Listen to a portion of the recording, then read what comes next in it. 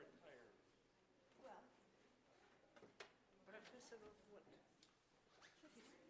Huh? History? Yeah. He taught Alaska Native history. It was an intensive 2-week class because I thought I was going to renew my teacher's license. Are you, you have students? You have lecture? I've retired. I haven't done any lectures. I more do museum consulting these days. Maybe in white. What is your name? Paul. Oh, maybe in white. Mr. Paul to our house. And he can tell us, give us a lecture for dedicated to the history of Alaska. I know something of that. You know, something about it. But you know, lots of modern, you know, because share us what you know and we'll show you what we don't know. Ah, there we go. Yes. This is interesting. I like it. His tradition is to tell stories. This is what is really important.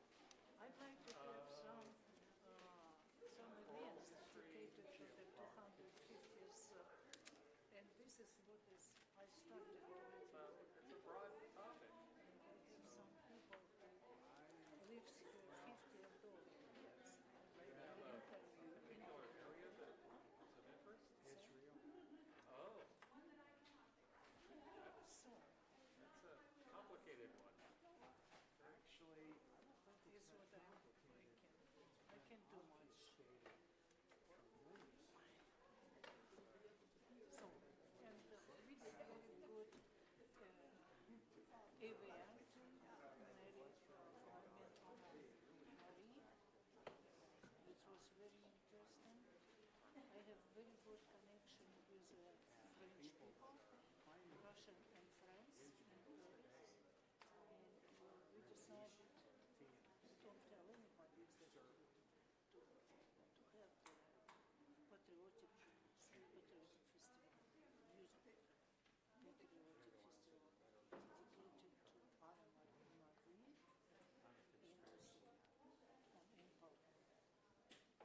in Ensemble in October. It's really fascinating. Now we have some ideas to get it flat, to have a foundation. You're not up there. So all this year I'd like to dedicate it to the 250th anniversary of the United States. It's all right in like 2,600 years. So all my activities dedicated to that. But I am leaving, you know, on 2nd of March for 1 month. Hardly anybody has really spent the time Same-sex health. and courage to I need to go to check. people or sheep. I can't do it here for all doctors, but I can find very few doctors Well, the sheep is who not is really complimentary. and people love it. We did Well, the goats don't make good reputation biblically either. Oh, yeah. You know, I need to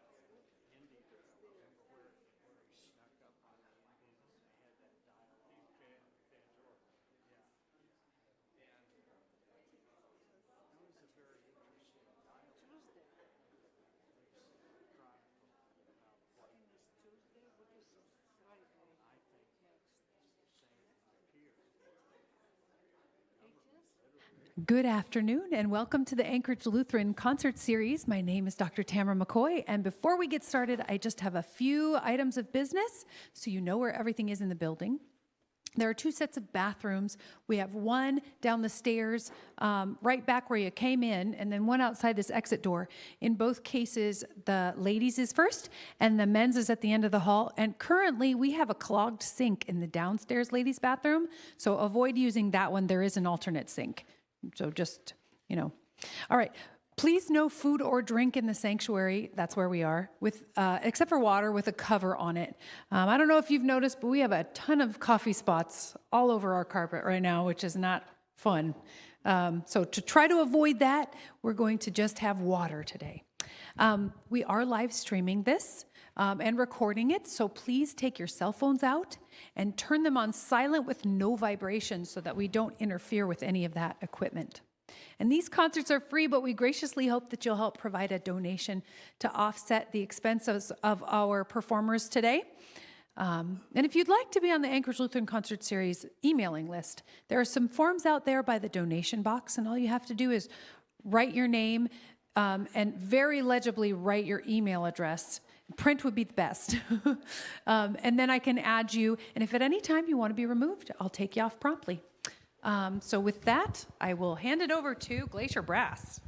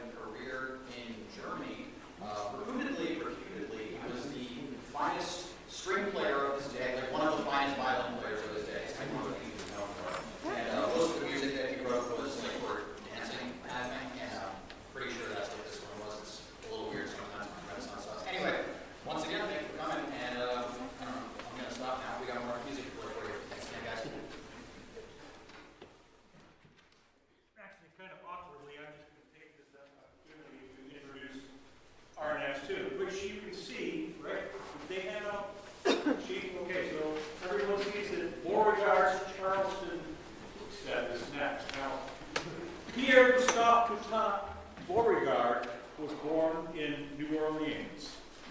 With a name like that, you have to be a Creole. He attended the military academy at West Point, graduated. He was a veteran of the Mexican War, and in fact, in 1861 was superintendent of the military academy at West Point until his home state of Louisiana seceded from the Union, and he resigned his commission and offered his services to the state of Louisiana and the Confederates. Well, he was in charge of the Confederate States troops at Charleston when Fort Sumter was fired upon, and after they surrendered, he was the hero of the day. He was the beau ideal of a general officer, and he was the man of the hour. And so, when you're the man of the hour, you get a quick step composed in your honor. So we have Beauregard's Charleston Quickstep by H.L. Schreiner. Now this is not to be confused with Beauregard's Manassas Quickstep, because months later he was also in charge of the Confederate troops at Manassas or Bull Run, whichever side of the Mason-Dixon line you happen to be affiliated with. And he, with the help of Stonewall Jackson, he managed to win that battle also, and he was also, fated as the hero of the hour. And Beauregard's Manassas Quickstep was composed for him by an A. Noir. Anyway, enough of history lessons. We're going to play Quickstep.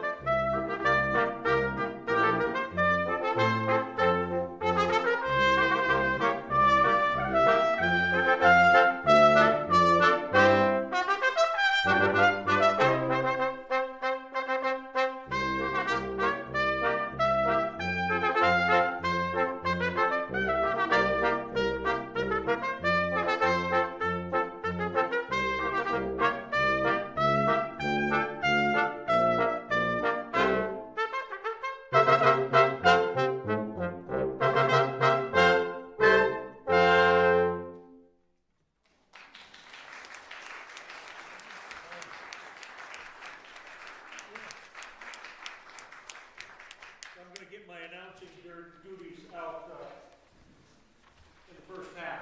So I'll go ahead and introduce this next one, which you can see is the suite from the Montereysian Hills. If you attended our concert last year, I think to the day, you heard us perform the first movement, which is the march. And we're going to follow that by Chanson Melancholie, which is arguably one of the nicest tunes that has ever been composed for brass quintet. Valse Ridicule and Danse Villageoise. This is composed by Morley Calvert, who is a Canadian composer. I should go back and say the Montereysian Hills are actually three igneous formations, a little bit southeast of Montreal, in between the Laurentian and the Appalachian Mountains.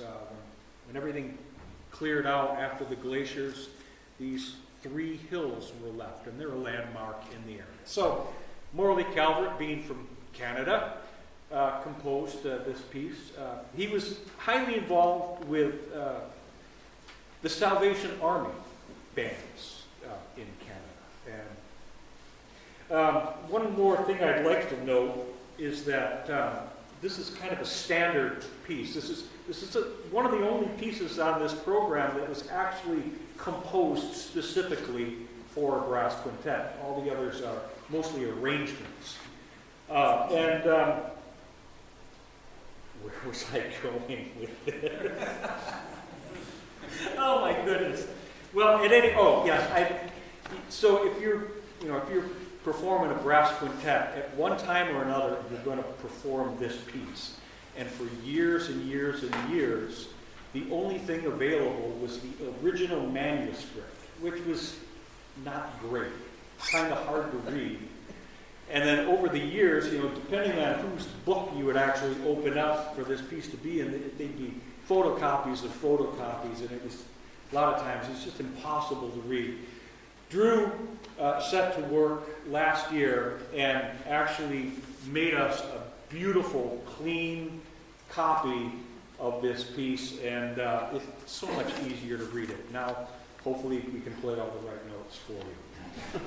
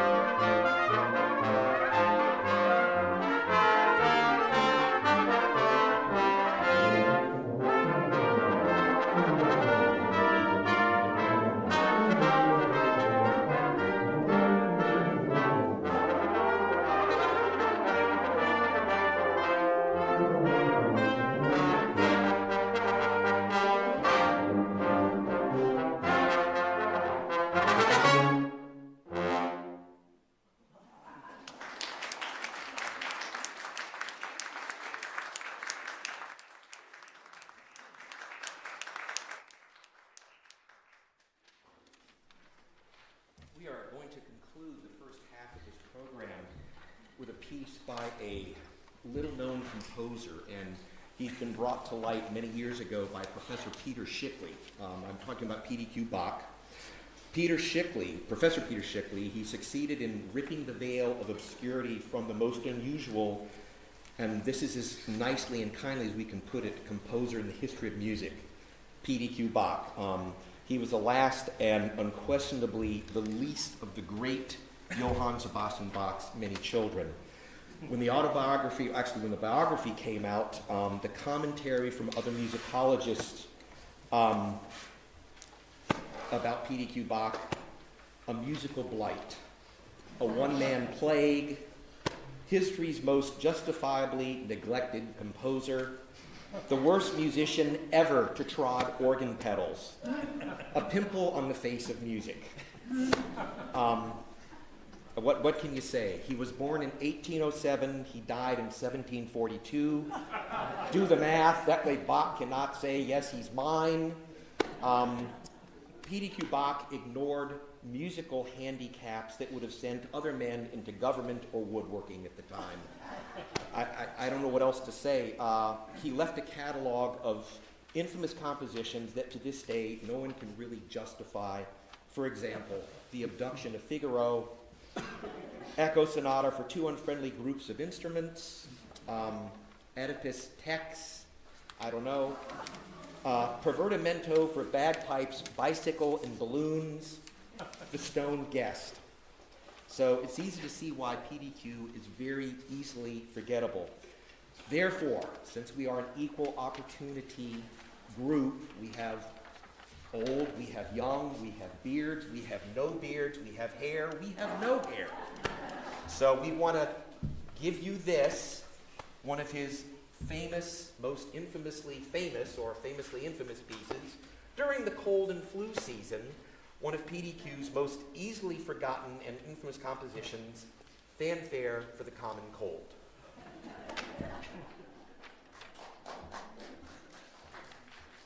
No, you're not going to clap. Working on your type 5 there, Drew, huh?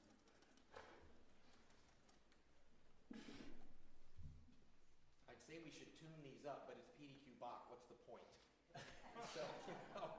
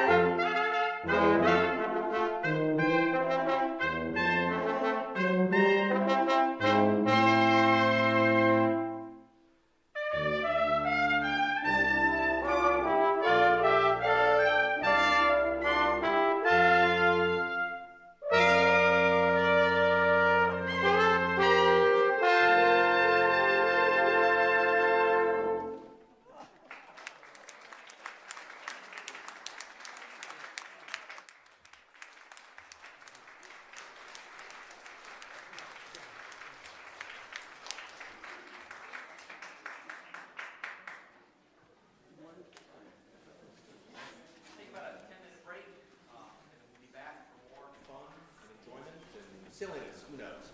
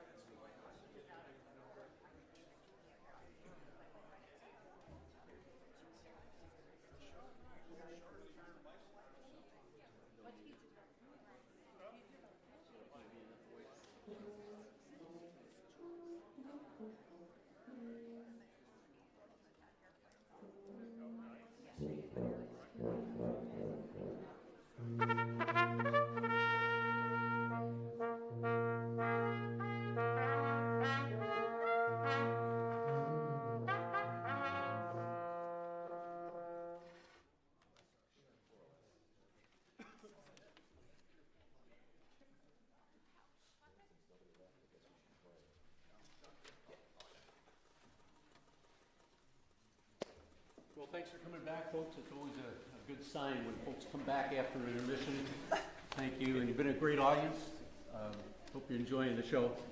Our next selection is a piece by the March King himself, John Philip Sousa. It is called The Rifle Regiment. Now, this piece was dedicated to the 3rd Army, U.S. Army Cavalry Infantry Division. And he wrote this piece back in 1886. It's amongst 129 marches that Sousa wrote. Real prolific, that's why they call him the March King. But really fun stuff. I don't know about you, but I love marches.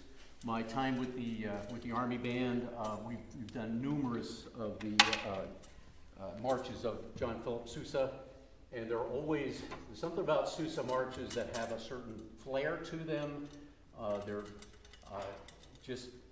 They're awe-inspiring. I mean, they just get you going, they get your heart pumping. Great music, okay? And so this is called Rifle Regiment. Hope you enjoy it. One more thing about this. If you're interested in marches, and you want to hear any one of those 129 marches, just go to the website, the Marine Band, the Pershing Zone, have a recording of every one of them. And it was over several years they recorded these. President's Zone. Pershing Zone is the Army. President's Zone. Yeah, sorry, thank you. Anyway, yeah, get on that website, the Marine Band website, and you can listen to any one of those that you want to, free of charge, but they're great marches.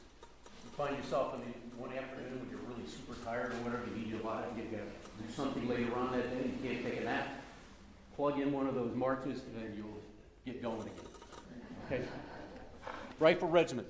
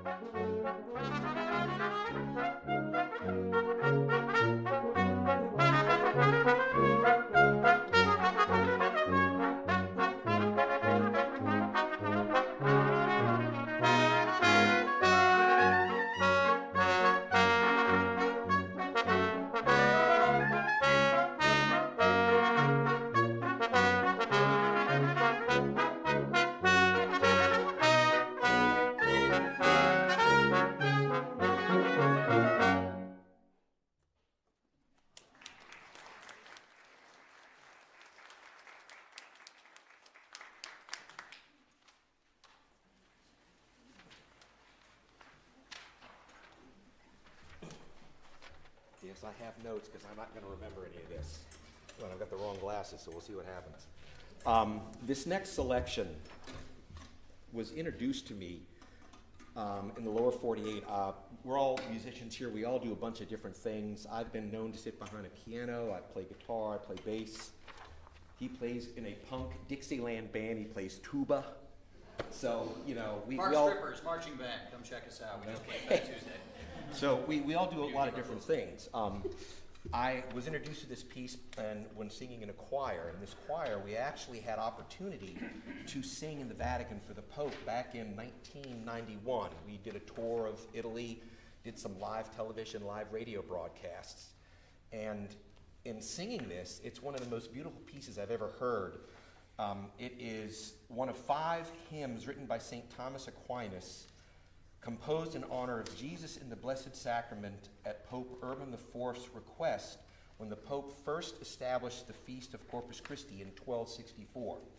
The hymn is found in the Roman Missal as a prayer of thanksgiving after Mass, and a partial indulgence is granted to the faithful who devoutly recite this hymn.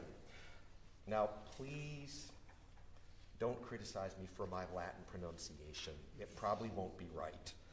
Adoro te devote latens deitas, que sub is figuris vere latitas tibi secor meum totum subicit, quia te contemplans totum deficit. Hidden God, devoutly I adore thee, truly present underneath these veils. All my heart subdues itself before thee, since it all before thee faints and fails. So this is an arrangement that I thought after singing it, it's just gorgeous, 5-part. There's 5 people in a brass quintet. Let's see what happens. And the harmonization is by Stephen Caracciolo. I took what he did and moved things around. Daryl thinks it's gorgeous. I think it's pretty good. You know, it works. It works well. So this is Adoro te devote, St. Thomas Aquinas, harmonized by Stephen Caracciolo.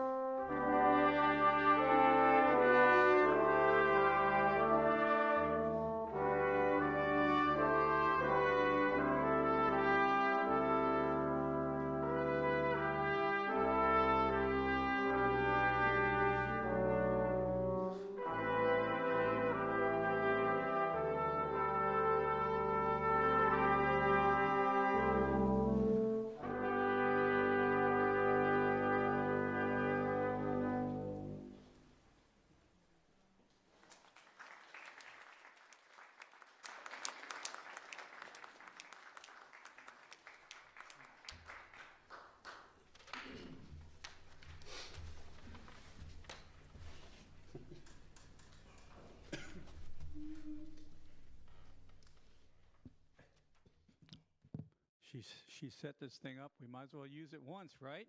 So here we go. Anyway, again, I need to use notes because our memories are just not where they used to be. I don't know. Anyway, it's good to have you here. Wasn't that a beautiful piece? Yeah. So we're going to move on. I'm your last announcer for the evening. Normally, I start this off every time, but we thought we'd give the a young guy, a chance at it, and he does such a good job. So good looking and personable, it's all that. Anyway, we're going to play next a Marais Rondo, composed by the French composer Jean-Joseph Marais. Marais was one of the leading French composers and leading exponents of Baroque music in his country. Marais' name survives today thanks to the popularity of the fanfare rondo, which has been adopted as the signature tune of the PBS program Masterpiece Theater. So I'm sure a lot of you know that, okay? And the rondo is also a very popular musical choice in many modern weddings. So quickly, my wife's going to kill me, I know she is. At our wedding, back in 1983, I was in the Air Force Brass Quintet, and I had just gotten out of the Air Force. And we had the members of the quintet that were still in the Air Force come to our wedding and play. And they did prelude music, and they did the processional, which was the Marais Rondo. Perfect for that. So they're playing along, minding their own business, doing a good job. One of the trumpet players was 9 months pregnant, which was not a problem because she was playing well. Anyway, so we were coming up I was up at the altar. My wife was coming on up. And the closer she got, the worse the music got. It started falling apart. And I knew the piece really, really well because we played it for years in the Air Force at all these gigs that we did. And by the time she got up to where I was, it was basically one person trying to survive the last little bit. It was funny. It wasn't funny at the moment, but it was funny afterwards. We had a good giggle about it. And I don't know if they ever played that piece ever again. So here we go with the Marais Rondo.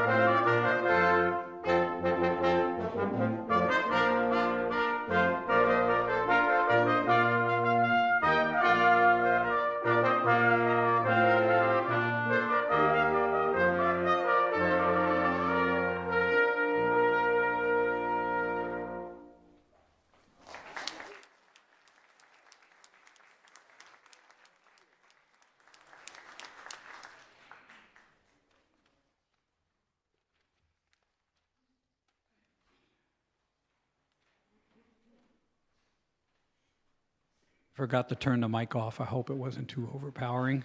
All right, so our last selection, programmed selection, good way to put it, programmed selection, is called Canzona 1, okay? Meaning there's two of them in the piece, but we're only going to do the first one. It's composed by the German composer Samuel Scheidt, who was an organist and teacher in the early Baroque era. The canzona is a 16th and 17th century instrumental musical form characterized by its lively contrapuntal style, often featuring distinct contrasting sections. This music serves as a crucial bridge to the instrumental music of the Baroque period. One of its distinctive characteristic rhythmic figures is one long and two short notes, usually at the beginning of the piece. Now, that might be different in this one, but that's the characteristic of a canzona. So we thank you for being here today. I know this concert series that Tamara has developed throughout the years is fabulous. She has many great things, and thank you. I know she's out there somewhere. Maybe she's running someplace. Oh, she's out there waving at me from the lobby. She can hear me. Thank you, Tamara. Let's give Tamara, yeah? Okay, anyway, I hope you enjoy this final selection.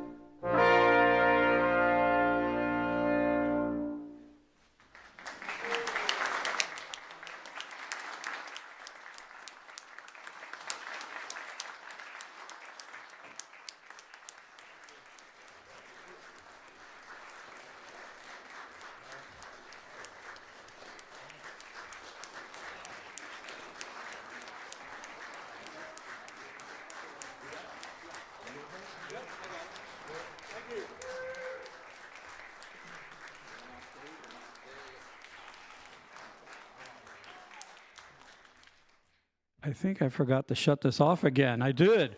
Oh, no. Anyway, so thank you. So we're going to play a little encore for you that's going to bring you right up to Easter. You'll recognize what's going on. It's lively. It's fun. It features one of us, the guy with the long instrument, that trombone with no hair guy. Trying to figure out how to turn this thing off. All right. Enjoy. Participation as well. Oh, yeah, there is. Thank you. There is. All five pages ready to go.